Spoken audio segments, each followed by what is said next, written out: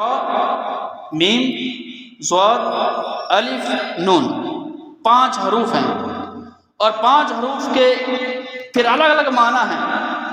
فرمایا را سے مراد رضوان اللہ، اللہ کی رضامندی، میم سے مراد محابت اللہ، ضاد سے مراد زیمان اللہ، الف سے مراد الفت اللہ، نور سے مراد نور اللہ، یعنی نون سے مراد نور اللہ۔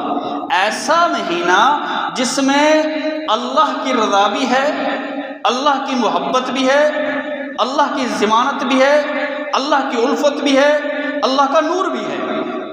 5 چیزیں اس مہینے میں دیکھیں آپ۔ صرف رمضان کی ڈیفینیشن کو اگر ہم لے لیں تو کافی ٹائم گزر جائے گا، تو میں اسی پر اختصار کرتا ہوں۔ یعنی رمضان ایسا مہینہ ہے جس میں اللہ کی رضامندی ہے، جس میں اللہ کی محبت ہے، جس میں اللہ کی ضمانت ہے۔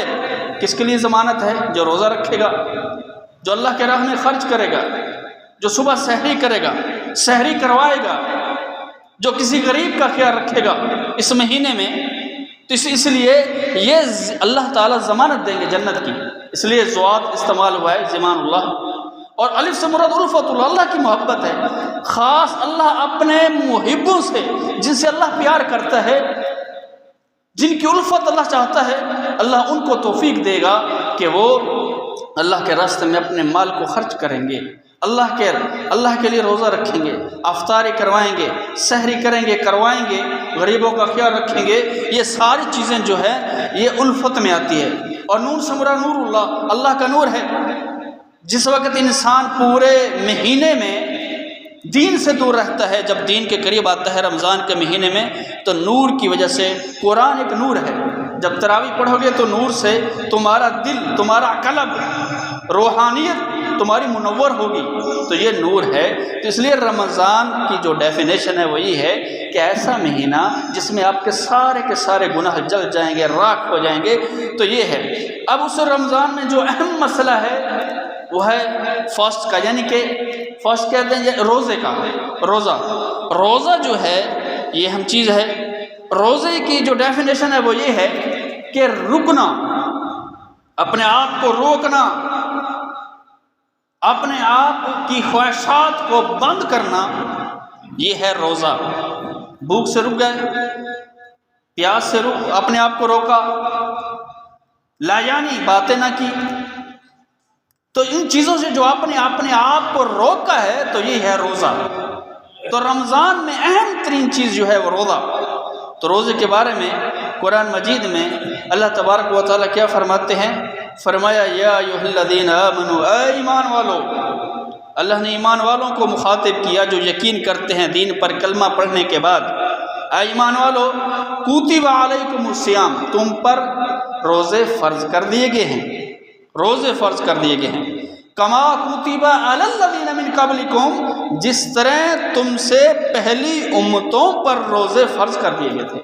آپ سمجھیں گے کہ یہ دین ہمارے لیے اتنا مشکل آیا ہے، ہمیں ہی دین نے یہ روزے رکھوانا شروع کر دیے ہیں کیا؟ تورات میں، زبور میں، انجیل میں، جبکہ روزہ سب ادیان میں ہے۔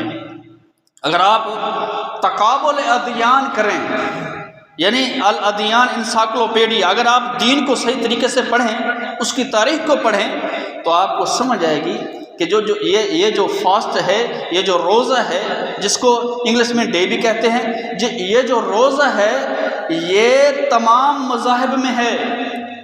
آپ سے پہلے لوگوں میں بھی تھا۔ حضرت یحییٰ علیہ السلام 40 دن کا روزہ رکھا کرتے تھے۔ حضرت عیسیٰ علیہ السلام، انہوں نے بھی جنگل میں جا کے 40 دن روزہ رکھا۔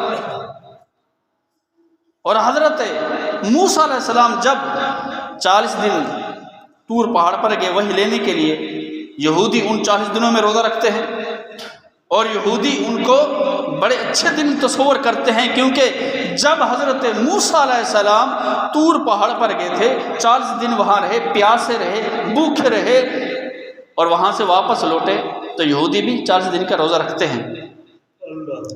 اور پارسی جو لوگ ہیں وہ بھی روزہ رکھتے ہیں۔ پارسیوں میں یہ ہے کہ ان کے جو راہب ہوتے ہیں، عالم ہوتے ہیں، وہ روزہ رکھتے ہیں، جو عام عوام الناس ہیں وہ روزہ نہیں رکھتے۔ اب ہندو کو لے لیں آپ، ہندو مت کو، یہ تو یہودی بھی ہو گئے، عیسائی بھی ہو گئے، پارسی بھی ہو گئے، اب آپ لیں ہندو کو۔ ہندو میں برہمن بھی ہیں، ہندو میں جینی بھی ہیں، اور جینی وہ لوگ ہیں جو 40 دن کا روزہ رکھتے ہیں، 40 دن کا روزہ، لگاتار 40 دن کا روزہ۔ لیکن روزے میں فرق یہ ہے کہ وہ کہتے ہیں کہ آگ کی پکی ہوئی چیزیں نہیں کھانی، باقی سب کچھ کھاتے ہیں، وہ فروٹ بھی کھاتے ہیں، پانی بھی پیتے ہیں۔ تو یہ ہے یعنی روزہ۔ پھر آپ برہمن، ہر 3 دن بعد روزہ، ہر 3 دن بعد۔ تو اس لیے اگر آپ پہلے دیان کو ہم دیکھیں تو یہ بڑی لمبی بات چھڑ جائے گی، تو اس لیے فرمایا یا ایھا الذین آمنوا، اے ایمان والو، کتب علیکم الصیام، تم پر روزے فرض ہیں، کما کتب علی الذین من قبلکم، جس طرح تم سے پہلی امتوں پر روزے اللہ نے فرض کر دیے تھے۔ کیوں فرض کیے؟ پہلی امتوں پر کیوں کیے؟ ہم پر کیوں کیے؟ استفہام میں ایک سوال ہے، سوال پیدا ہوتا ہے۔